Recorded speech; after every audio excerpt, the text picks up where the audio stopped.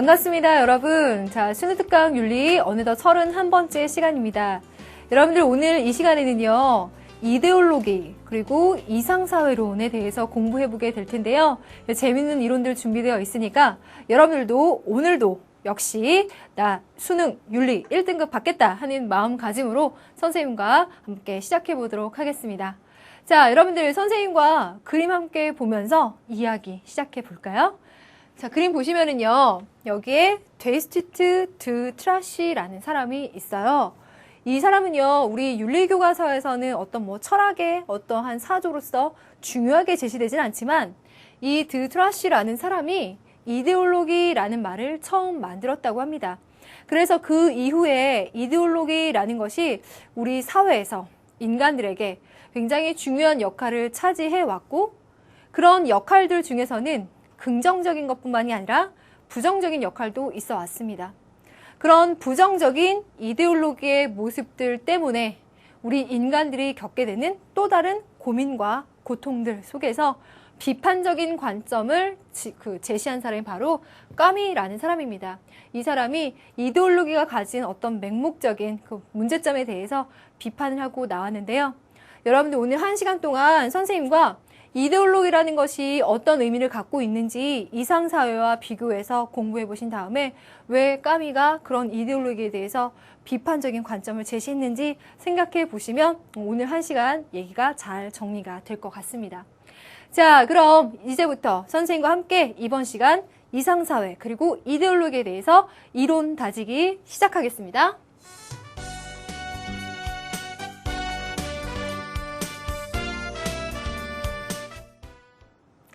자, 먼저 우리 이데올로기라는 것에 대해서 정리를 해봐야 될 텐데요. 이데올로기, 우리 말은 많이 들어보지 않았습니까? 이데올로기, 이데올로기 해서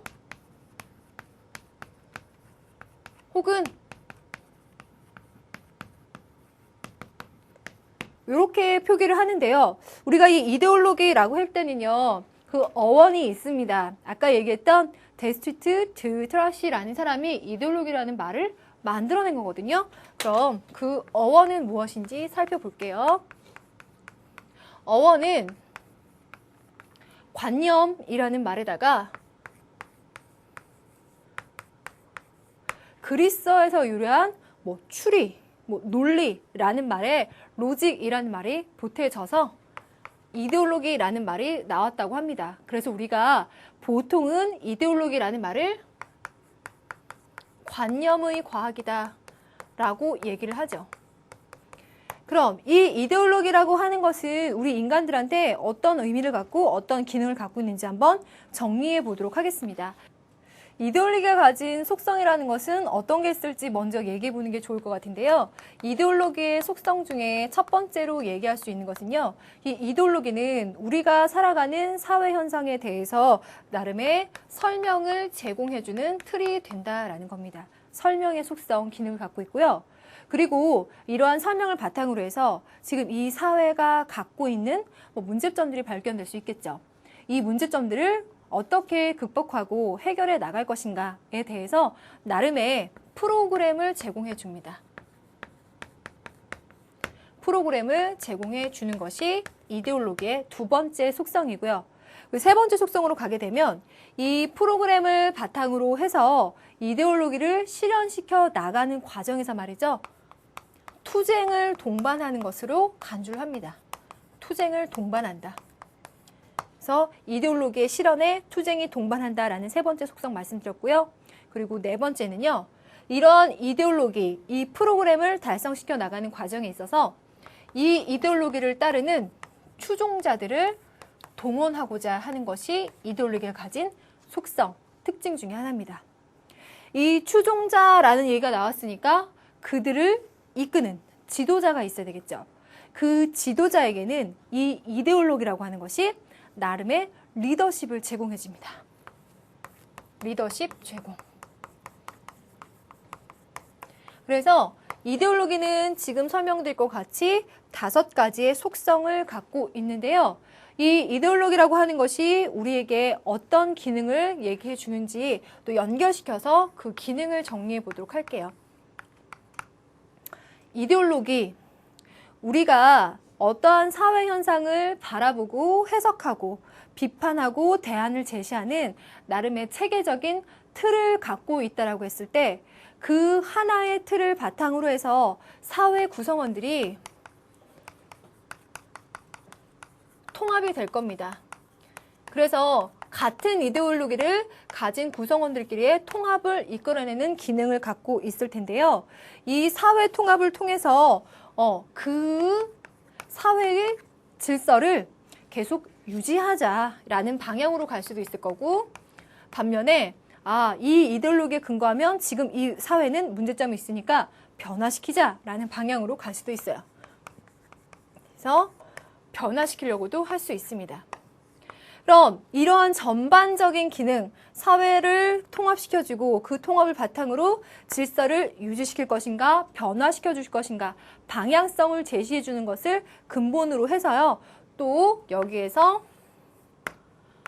긍정적인 기능과 부정적인 기능을 나눠볼 수 있습니다. 우선 긍정적인 기능은요.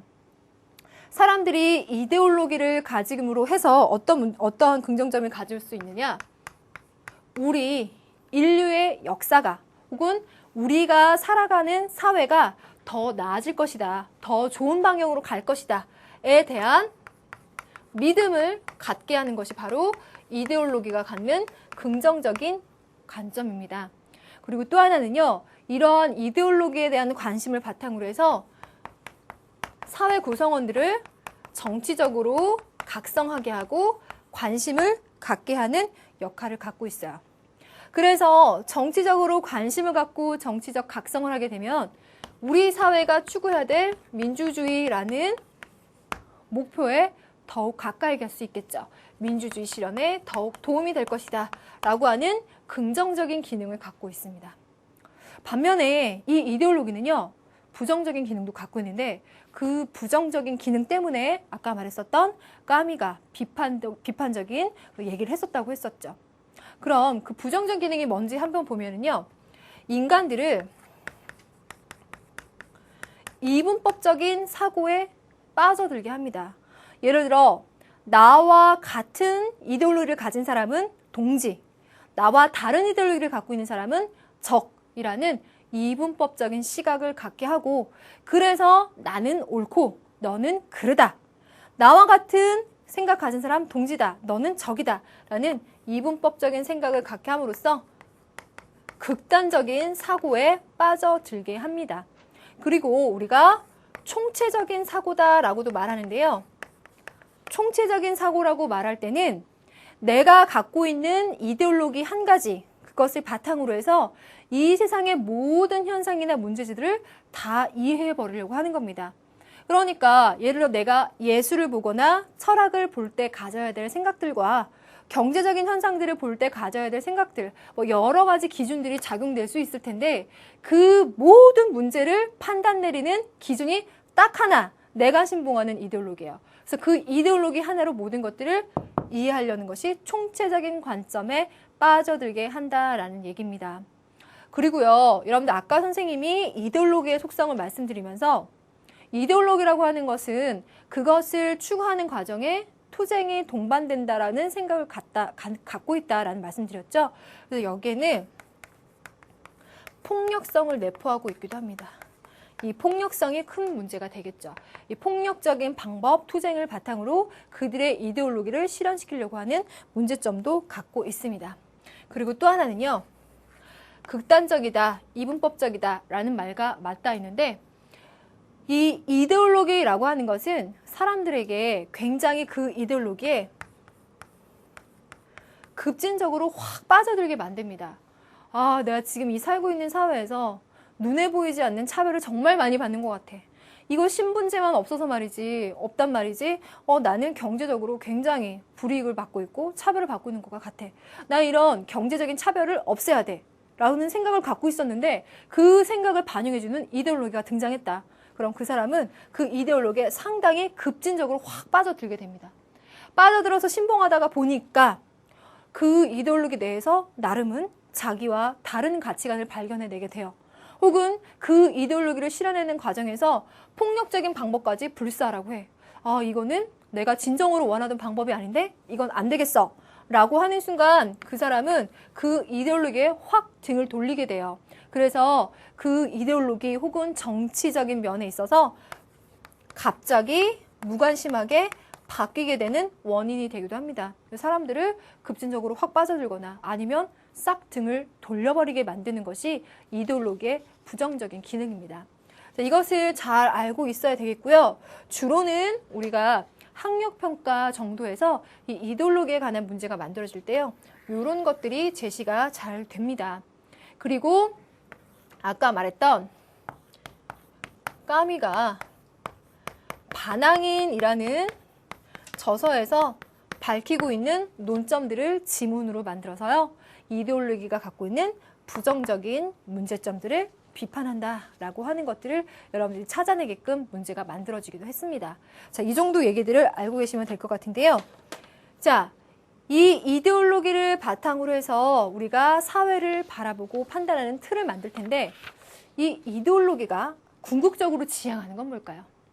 바로 이 사회를 좀 더 바람직하게, 더 좋은 사회로 만들어 보겠다는 거죠. 그게 바로 이상사회입니다. 그래서 우리 이제는 이데올로기에서 이상사회로 넘겨서 얘기를 해보도록 할게요. 자, 이상사회.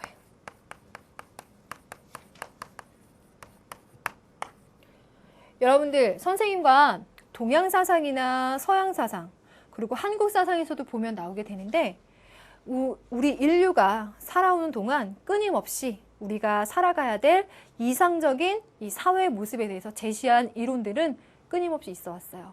그런데 이런 이상사회가 실제적으로 현실에서 구현된 적은 없다고 말할 수 있겠죠. 그럼에도 불구하고 이 이상사회에 관한 논의가, 관심이, 생각이 필요한 이유가 뭘까? 그거부터 정리해 보도록 하겠습니다. 이상사회가 중요한 이유. 자, 첫 번째는요. 이 이상사회에 대한 논의를 바탕으로 해서 우리 현실 사회의 문제점을 비판할 수 있기 때문입니다. 예를 들어 과거 조선시대에 신분제에 의해서 차별받는 사람들을 관해서 관심을 갖고 있었던 어떤 사람은 그 신분제를 철폐하고 모든 사람들이 존중받으면서 살아가는 어떠한 사회를 지향했었겠죠. 예를 들어 동학의 이념들.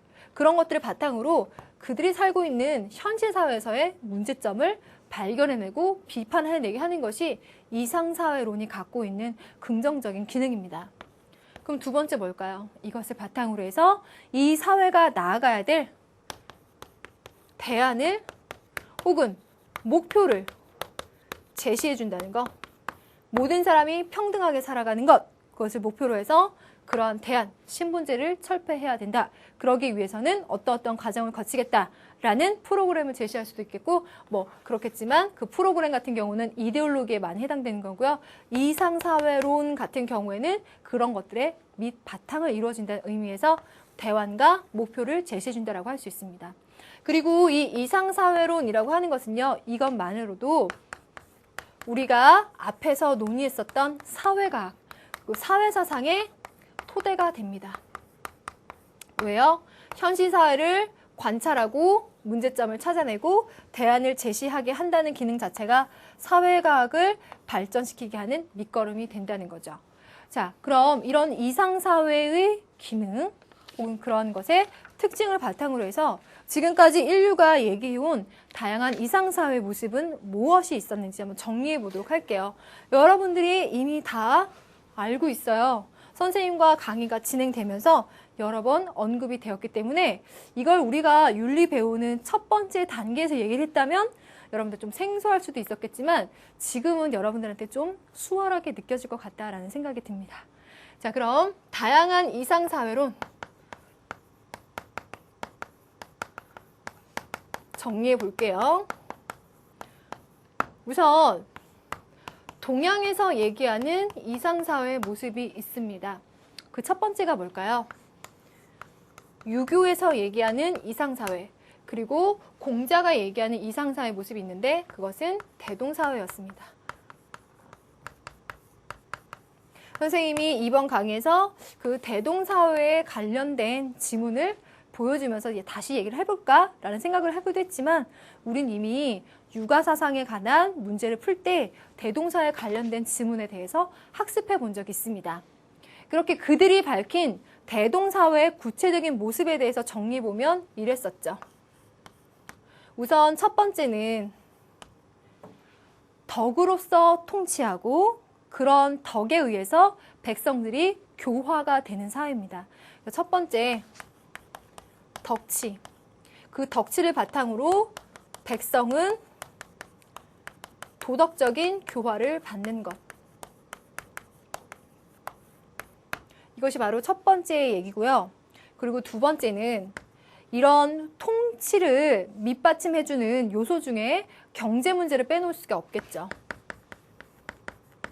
경제에 관련해서는요, 그 나라의 부가 많고 적으냐를 따지는 것이 아니라 적더라도 그 부가 얼마나 균등하게 분배되었느냐를 고려하는 왕의 모습을 제시하고 있죠. 그래서 부의 균등 분배.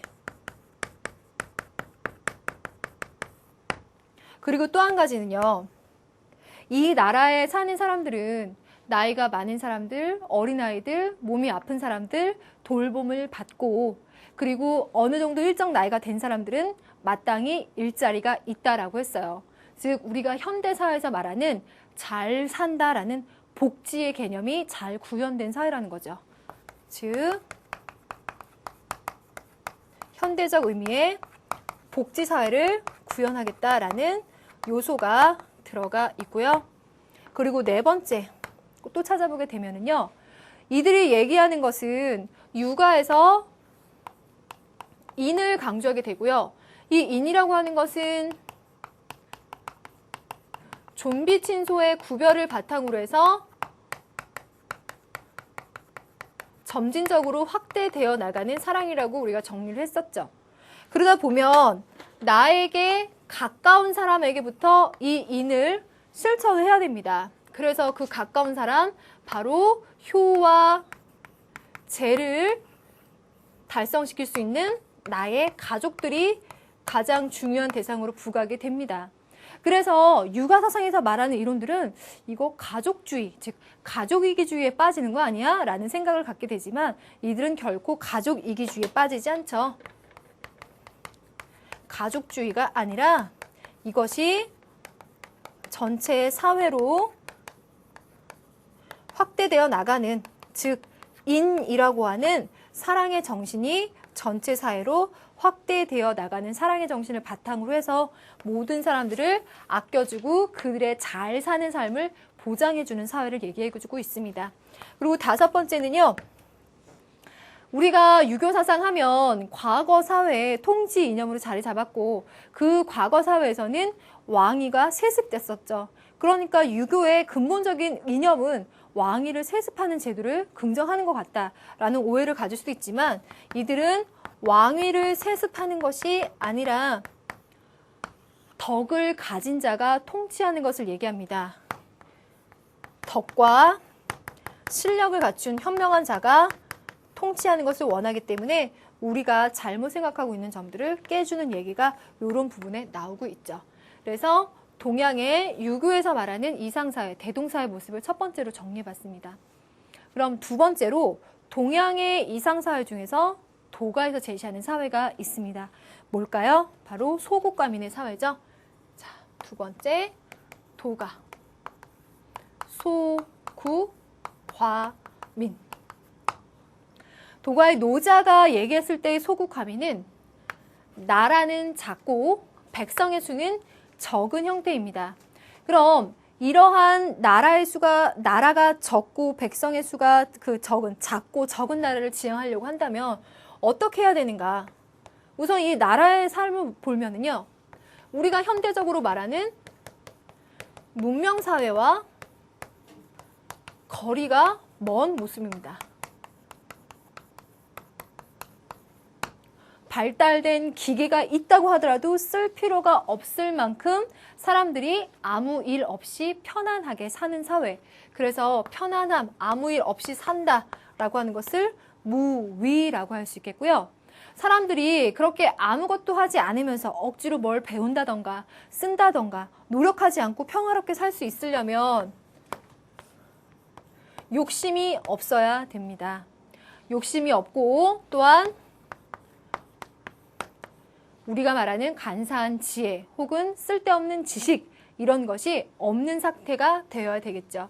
그래서 이 사람들은 무위를 누리면서 백성들은 평화로운 삶을 누린다라고 봅니다.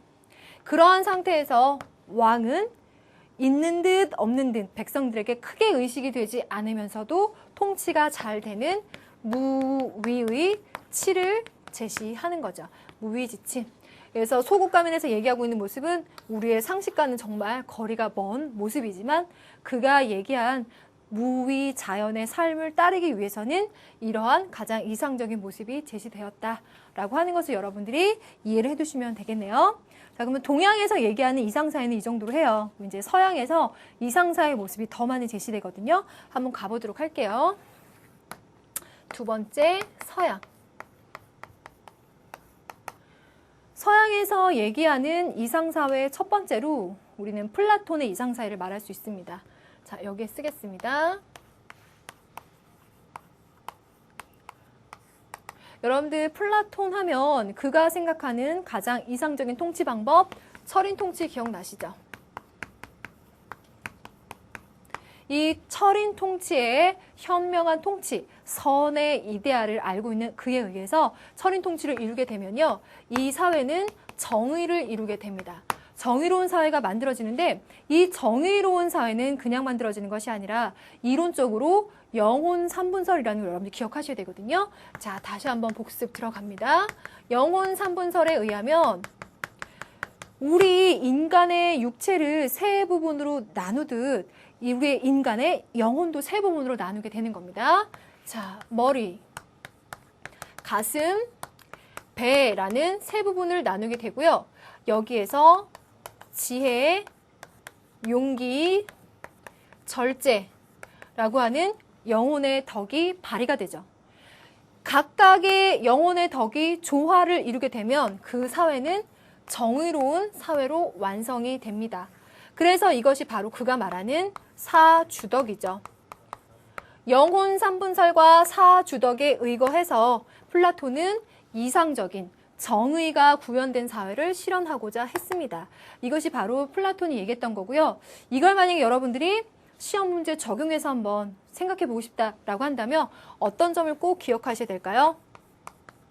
민주정치와는 거리가 멀다라고 하는 점을 꼭 기억하셔야 될 겁니다. 그래서 만약에 선생님이 이 문제와 관련돼서 오답지를 만든다면 민주정치를 제시했던 루소와 같은 사람들, 이런 사람들과 짝을 지어서 이 두 사람은 전혀 다른 입장에 있다는 것을 오답지로 만들 수 있을 것 같아요. 그래서 이 점에서 한번 비교적으로 정리를 해 두시고요. 자, 첫 번째 플라톤 얘기했고 두 번째 학자로 넘어가 보도록 할게요. 두 번째 얘기가 되는 것은요. 자, 이쪽으로 갑니다. 베이컨. 이 베이컨은 지금 우리 교재에서는 빠져 있던데요. 이 베이컨은요. 과학기술의 발달을 추구합니다. 이거 왜 그런지 이해되시죠? 아는 것이 힘이다 라고 말했을 때 그가 얘기하는 아는 것은 과학적 기술, 과학적인 지식을 말하고 있고 그런 것을 바탕으로 현실 세계에 유용한 결과를 가져오는 것을 바로 힘이라고 표현할 수가 있겠죠. 그래서 그는 과학기술의 발달을 통해서 그런 과학기술자에 의해서 지배되는 뉴 아틀란티스, 이것을 제시했습니다. 그래서 베이컨이 얘기하고 있는 이상사회 모습 두 번째로 말씀을 드렸고요.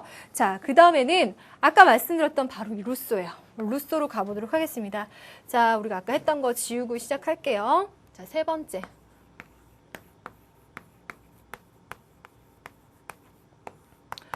루소는요, 루소가 얘기한 그 저서, 그의 의견들이 지문으로 만들어져서 그의 의견을 추론해 나가게끔 문제들이 만들어지고는 했었는데 이 사람은요, 인간은 태어날 때는 모두 다 자유로운 존재다.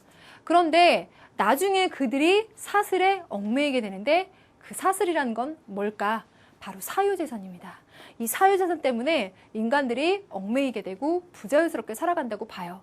그래서 그는요, 그런 사유재산의 문제점들을 시정해서 직접 민주정치를 실행하면서 이상적인 사회를 만들어갈 수 있다고 보는데요. 이 사유재산의 문제를 그래서 해결하는 방법으로 소농을 제시합니다. 소농 뭐죠? 내가 먹고 사는데 필요한 최소한의 것들만 농사, 경작지어서 살아가는 경제 형태가 바로 소농이죠. 경제적인 면에서는 소농을 하면서 정치적인 면에 있어서는 직접 민주정을 하는 거죠. 이것이 바로 루소가 꿈꾸는 이상적인 사회 모습이고요. 선생님 아주 추리고 추려서 가장 중요한 것만 얘기했으니까 이거는 꼭 기억하셔야 됩니다. 자, 루소 얘기했어요. 루소 얘기한 다음에 선생님이 토머스 모어. 토머스 모어는 어떠한 점에서 좀 공통점을 갖고 있냐면요. 여기에서도 그 사유재산이라고 하는 것이 갖고 있는 문제점에 대해서 생각을 해본 것 같아요. 그래서 경제적인 면에 있어서 생산 혹은 소유, 그것이 평등하게 이루어지는 사회를 꿈꿉니다. 자, 그렇게 이루어진 사회에서 유토피아라는 말 들어봤죠? 오토포스라고 해서 어디에도 없는 사회, 이 사회는 어디에도 없지만 모든 사람들이 생산과 소유에 있어서 평등하고 그러면서도 경제적으로는 부유하고 풍요롭다. 풍요롭다. 반면에 도덕적으로는 굉장히 타락하지 않은 굉장히 수준이 높은 사회에서 살아가는 것이 토머스 모어의 유토피아가 말하는 이상적인 삶의 모습입니다. 자, 토머스 모어 유토피아까지 얘기했고요. 자, 그럼 5번째 갑니다. 마르크스. 아까 마르크스 이론에 대해서 잠깐 얘기한 적이 있는 것 같은데요. 마르크스는요, 마르크스 이론이 등장하려면 자본주의의 사회를 경험해야 돼요. 그래서 자본주의는 개인의 자유로운 경제 활동을 보장합니다. 이것을 바탕으로 해서 재산을 사적으로 소유하게 되고 처분할 수 있는 권리를 주어주죠. 사유재산을 갖고 있는데 이 사유재산 때문에 생겨나는 게 뭐죠? 그들 간의 불평등의 문제가 생겨난다고 봅니다. 어떻게?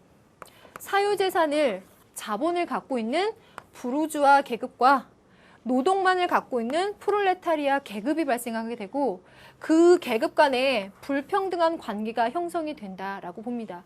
그래서 이 마르크스는 반자본주의적인 성향을 갖고 있는 거야. 즉, 자본주의에서 발생되는 이 문제점을 시정하고 싶은 겁니다. 그래서 이 사람은요, 자본주의 문제점을 시정하기 위해서 계급의 투쟁, 즉 프롤레타리아 계급이 부르주아 계급에게 투쟁을 일으켜서요, 결국은 부르주아 계급이 독재를 하는 단계, 그것을 통해서 궁극적으로는, 종국적으로는 계급과 사유재산이 소멸되는 단계가 이상적인 사회라고 봅니다. 그래서 여러분들은 그 사회주의 사상에 대해서 이해하시려면 꼭 자본주의 사상에 대한 이해를 토대로 하셔야만 됩니다. 선생님이 여기에 판서한 내용들은 그런 거니까 여러분들 그 필요에 따라서 이렇게 참고해서 필기를 해보시고요. 결론은 이러합니다. 계급과 사유재산이 소멸되고 그래서 국가, 계급과 사유재산을 형성시키는 국가라는 것도 없는 상태, 국가 소멸론을 제시합니다. 그리고 이 과정에서는 폭력적인 투쟁도 동반된다라고 생각하는 것이 마르크스 이론이고요. 자, 그럼 이제 서양 사상에서, 서양 사회에서 마지막으로 제시된 인물, 바로 바쿠닌입니다. 이 바쿠닌은 우리가 무정부주의라고 말하는데요. 이 무정부주의라는 이 우리가 나름 바꿔서 번역해서 표현한 말일 텐데 이들이 얘기하고 싶은 궁극적인 메시지는 정부 혹은 국가, 집단 이들이 파생되게 되면 이것으로부터 분명히 그들의 권력, 어떠한 지배가 발생될 것이다. 권력에 의한 지배에 의해서 우리 인간들은 자유를 침해당할 것이다 라고 봅니다. 그래서 원래 인간들은 자유롭게 그리고 굉장히 질서정연하게 잘 살아갈 수 있지만 정부나 국가라고 하는 강제적인 권력 그 집단이 생겨남으로써 그 강제적인 권력에 의해서 인간들이 지배받고 자유를 침해받는 것, 이것에 대해서 부정적으로 생각하는 겁니다. 그래서 강제적인 권력과 지배를 폐지하는 것을 원하죠. 이것이 바로 무정부주의의 핵심입니다. 그래서 이들은 인간이 원래 평등, 박애, 형제애 이런 것들을 발휘해서 충분히 잘 살 수 있다라고 봅니다. 그래서 바쿠닌과 같은 무정부주의자가 얘기하고 있는 것에는 궁극적으로 개인의 자유를 잘 누리고자 하는 점, 개인의 자유를 중시했다라고 하는 점도 생각해 두시고요.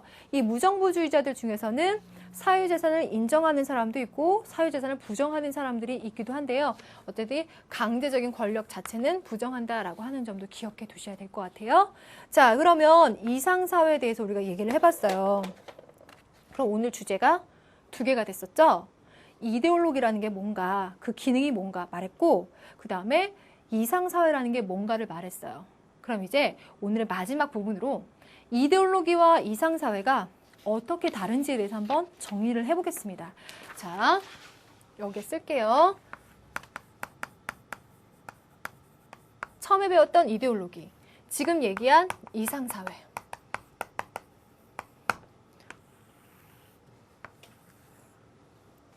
우선 이데올로기와 이상사회에서는 나름 다 우리가 살고 있는 사회가 어떻게 바람직하게 가야 하는가에 대해서 얘기하고 고민하는 건 공통점일 텐데요.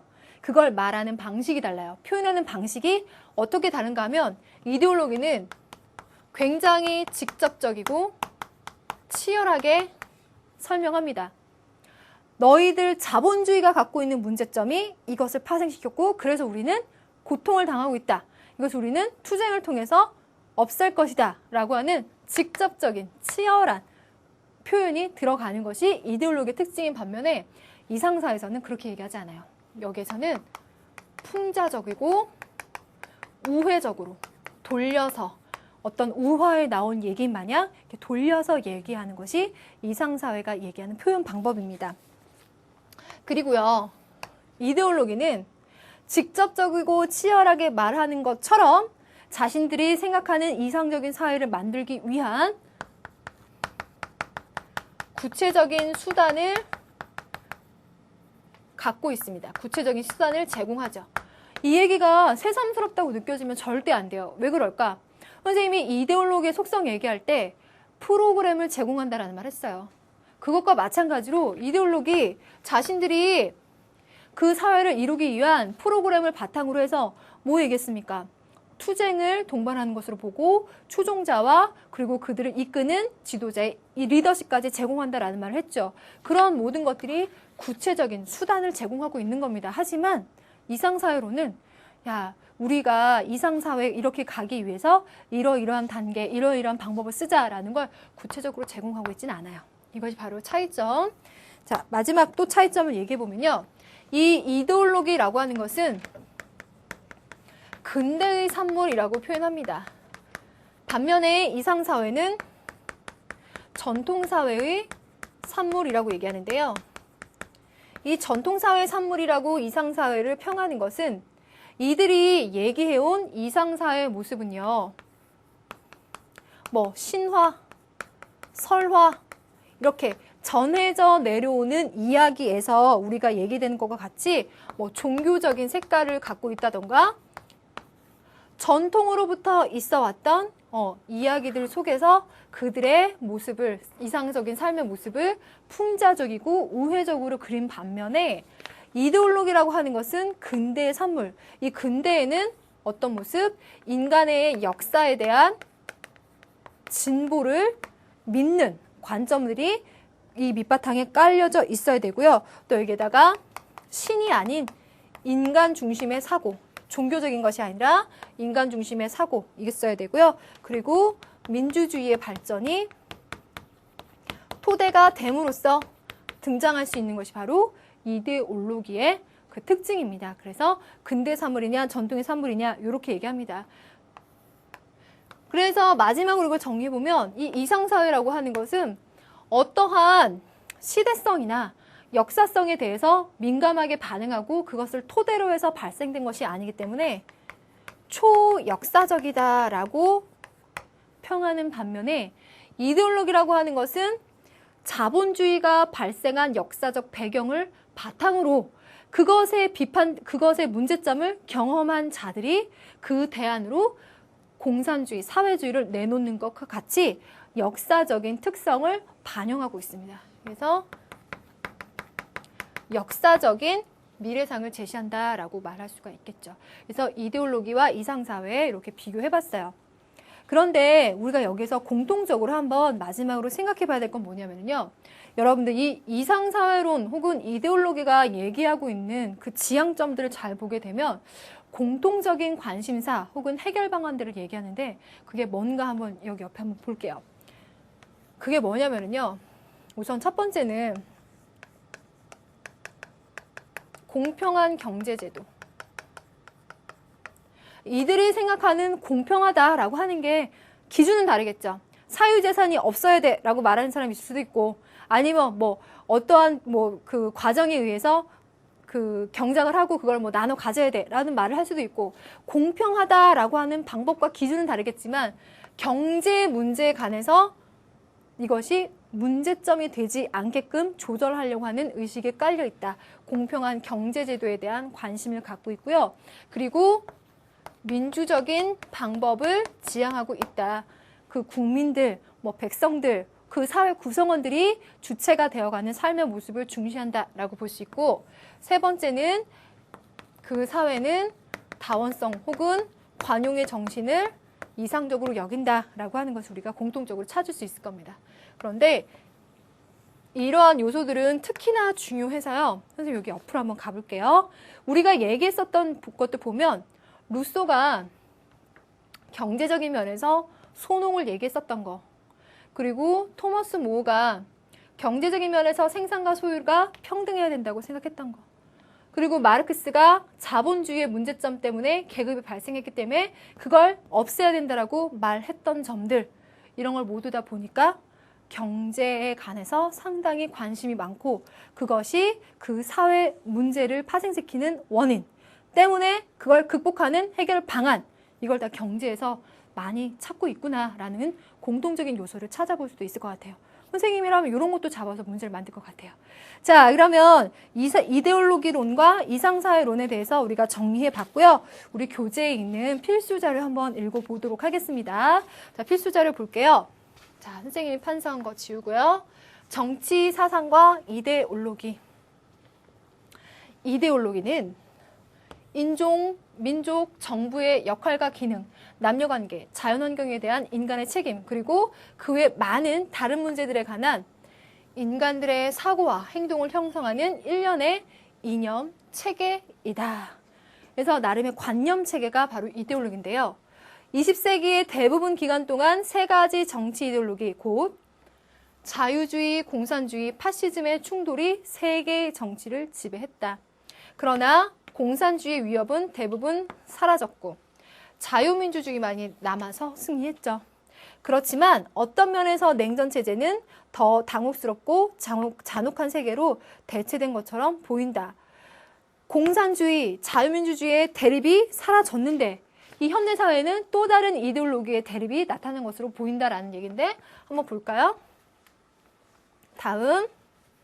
전투적 민족주의자들과 인종주의자들이 벌이는 전쟁, 종교적인 근본주의자들과 세속적인 인본주의자들, 자유지상주의적 동성애자들과 반동성애자 집단들, 페미니스트와 반페미니스트, 그 외 많은 대립 세력들 간의 전쟁을 겪고 있는 것이 바로 이 세계의 모습이다.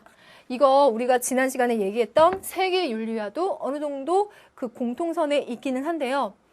현대사회에 와서 냉전이 사라졌다. 그래서 이데올로기가 종식됐다라고 말하긴 하지만 그 외에 또 다른 다양한 이데올로기가 남아서 우리들 간의 대립을 유발시키고 있다라고 말하고 있네요.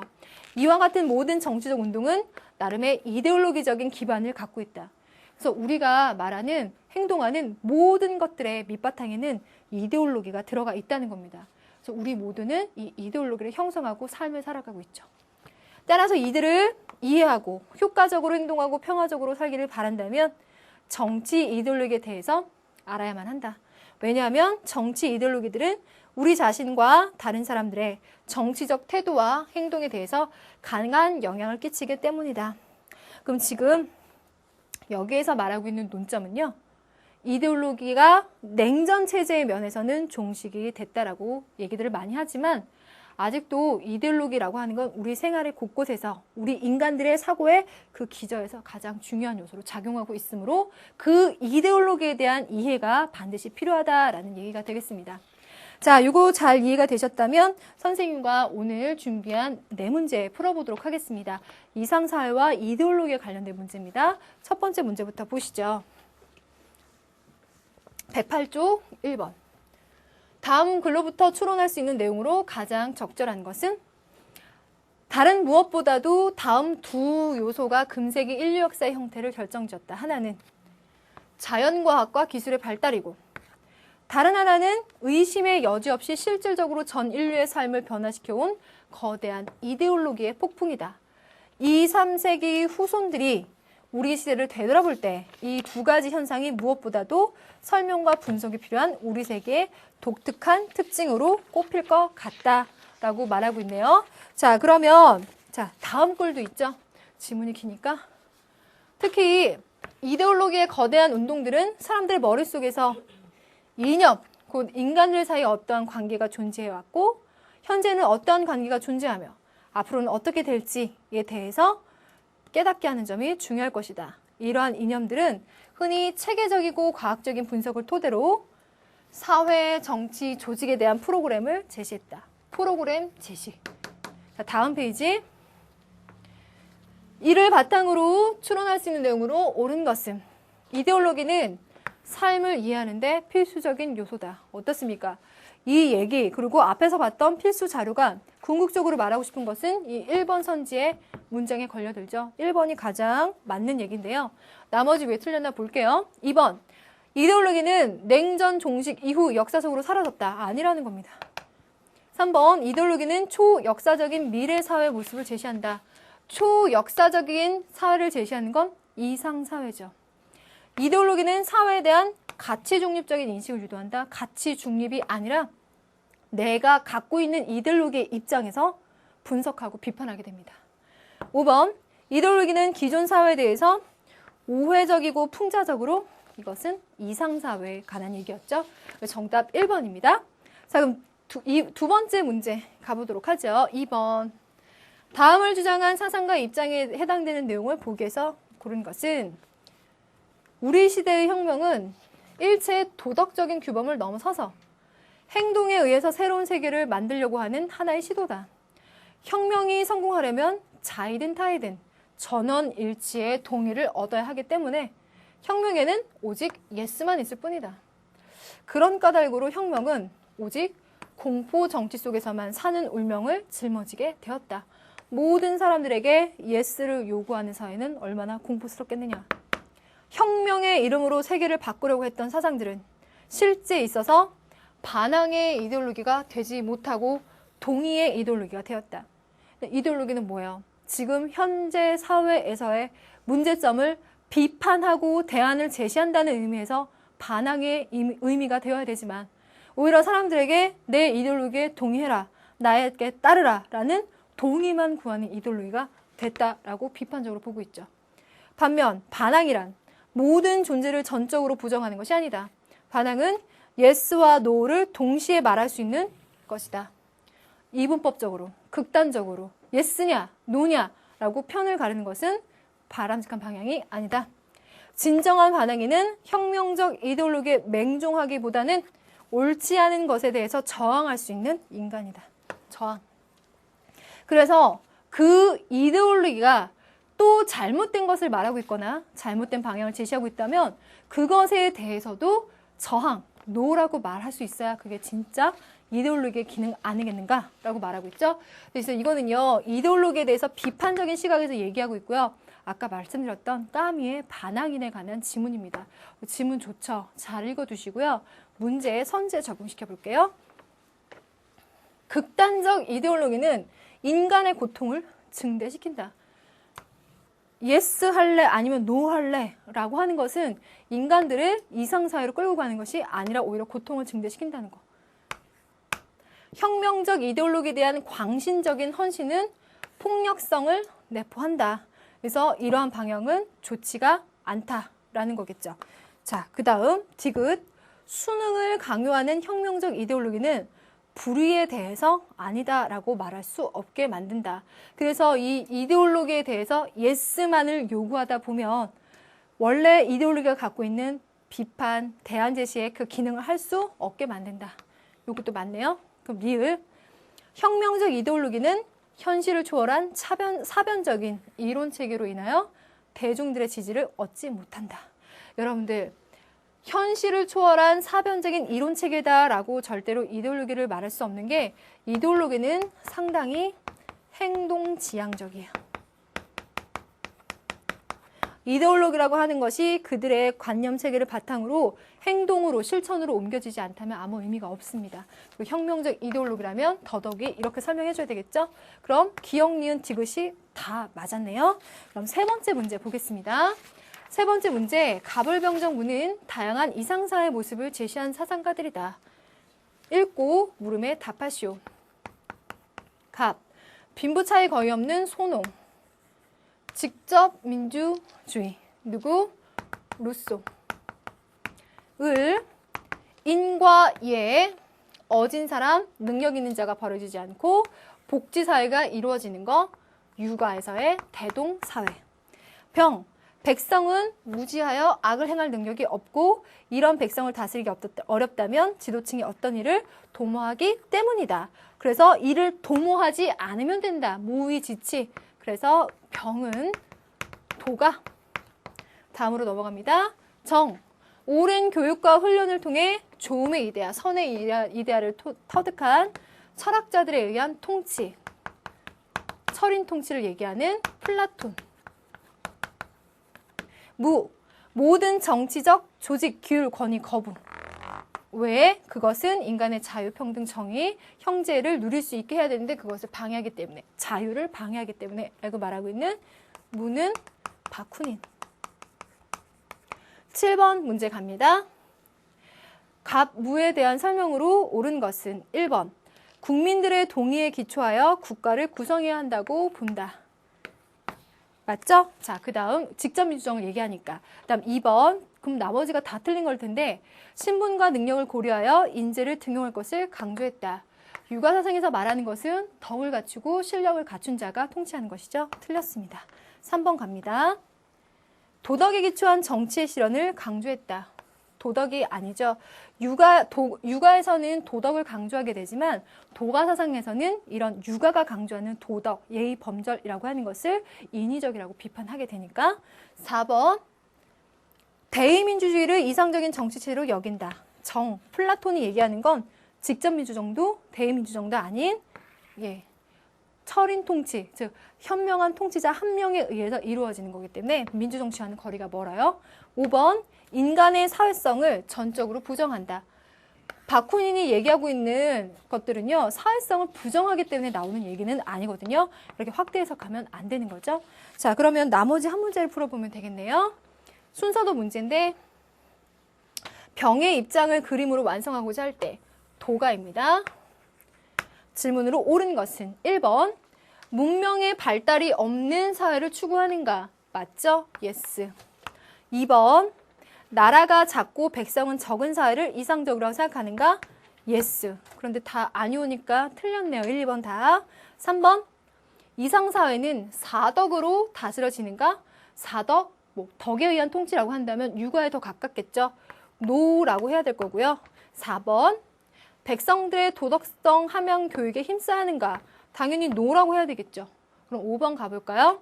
백성들은 겸허 부쟁의 덕을 실천하면서 살아야 하는가? 이게 yes. 그래서 5번이 정답이겠네요. 자, 여러분들 이렇게 이데올로기와 이상사회론 얘기를 해봤는데요. 이 이상사회론에 관한 얘기는 우리가 배웠었던 동서양의 철학과 맞물리면서 굉장히 출제 경향이 높겠네요. 자, 잘 대비해 보시고요. 이데올로기가 가진 특성까지 잘 정리를 하신다면 여러분들 문제 잘 맞출 수 있을 겁니다. 여러분들 오늘 수고 많았고요. 우리 다음 시간에 뵙도록 합시다.